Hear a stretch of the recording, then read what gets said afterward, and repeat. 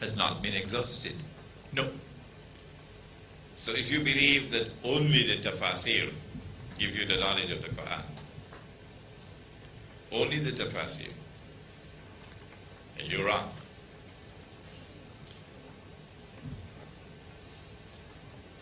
The Qur'an says something else that is very dramatic.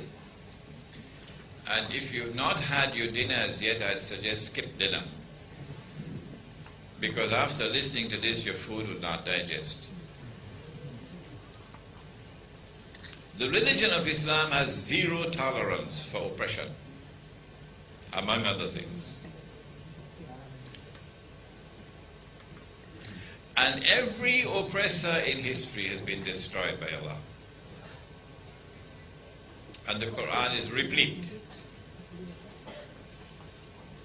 of evidence of the destruction of previous people because of oppression. One form of oppression is, of course, economic oppression. Paying slave wages. China today rules the market, doesn't it? Not by accident, by design. China is where China is today because of slave wages. Slave wages.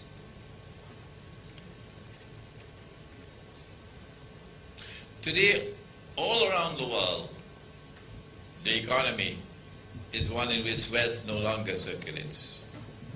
And the rich are now permanently rich around the world, and the poor are now in miserable poverty, imprisoned permanently. So around the world today there is oppression. And around the world there is the movement towards biting poverty and destitution as the value of this bogus and fraudulent and utterly haram paper money collapses, goes down and down and down. So it should not be difficult for us to understand or to anticipate that Allah's destruction is coming. You can't get away from it. In Surah Al-Isra, He said it. This is one of the events of the Akhir Zaman. وَإِن مِّن قَرْيَةٍ إِلَّا نَحْنُ مُهْلِكُوهَا قَبْلَ يَوْمِ الْقِيَامَةِ أَوْ مُعَذِّبُوهَا عَذَابًا شَدِيدًا كَانَ ذَلِكَ فِي الْكِتَابِ مَسْطُورًا. This is something inscribed in the book. That not a single town or city will escape. But we will destroy them all. And those that escape destruction, including Kuala Lumpur, would be punished with terrible punishment. So what about those of us who worship Allah? And there are so many in this room here tonight. That's why you are here, to listen to the lecture, because of your love for your religion. What about those who are always performing their salat, fasting in Ramadan, giving in charity? What's going to be their state? Allah answered that as well. A very famous hadith al-Qudsi, in which He sent Jibreel alayhi salam to destroy a town. One of the reasons for destruction is oppression.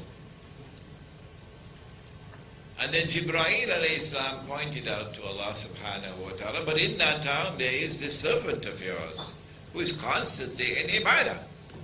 What shall we do with him? What shall we do with him?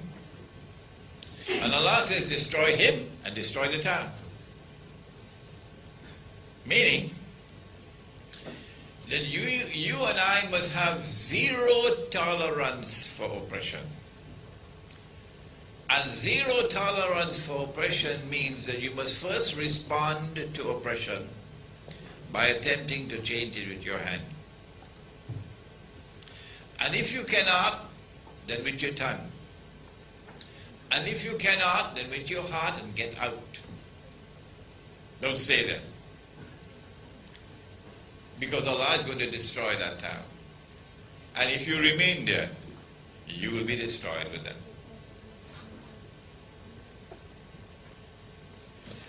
My opinion after writing this book, An Islamic View of Gog and Magog in the Modern World, is that that moment of destruction, where all the cities and towns of the world are going to be destroyed, and only very few of mankind will survive. My understanding is it's going to come in the clash between Gog and Magog. But nobody knows the subject of Gog and Magog. Nobody knows the subject. Nobody teaches the subject. And much of the literature that we have is worthy of Disneyland. Yes. I have attempted in this book to approach the subject in a scholarly way. And I came to the conclusion that the Qur'an is prophesying a clash between Gog and Magog. I've identified the Magog of the Qur'an with Russia today and the allies of Russia. And I've identified the Gog of the Qur'an with the Anglo-American Israeli alliance, which has NATO, the North Atlantic Treaty Organization. And these two are going to clash.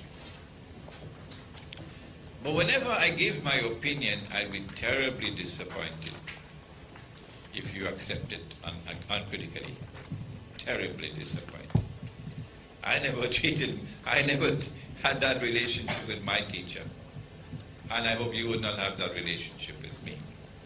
If I give an opinion, I want you to study it critically and accept it only when you are convinced that it is correct. Otherwise, you disrespecting your own intellect. And so I have identified the Magog of the Qur'an with Russia and its allies. And China is going to be an ally of Russia. And I've identified the Gog of the Qur'an with the Anglo-American Israeli alliance, with NATO. And that these two are going to clash. But you don't need a Qur'an. You just have to look at the chessboard and you see that they are zealously encircling Russia with nuclear missiles. And the Russian leader is not a fool, Putin.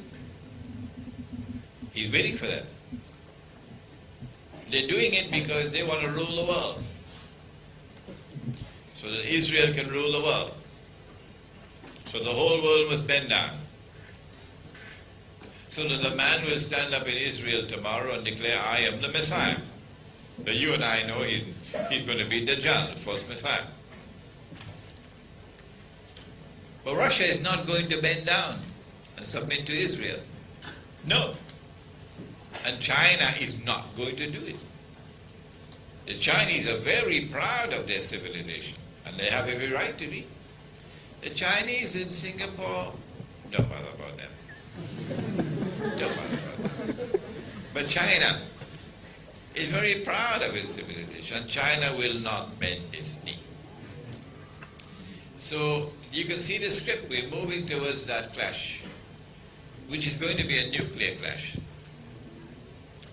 with thousands of nuclear weapons being used.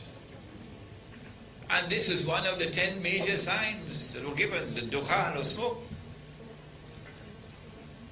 I believe that is going to be the time when all the cities and all the towns are going to be destroyed. And the radiation that now embraces us all, with the cellular phones and so on, is going to play a role in reducing all of us to fried eggs. How long from now? My guess, and I can be wrong, we don't have more than about 20-25 years left before there'll be a substantial reduction in the number of human beings on the face of the earth. Who will survive? Those who get out of that society of oppression.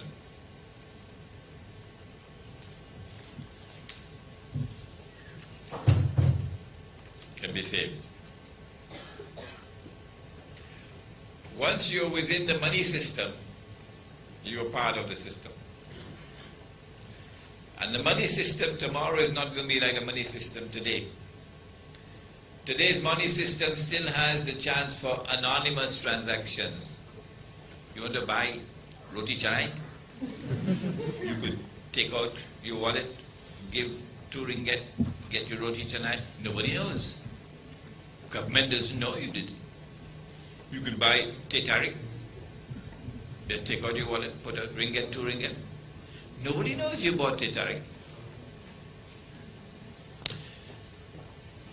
But I think that the paper money is on its way out now.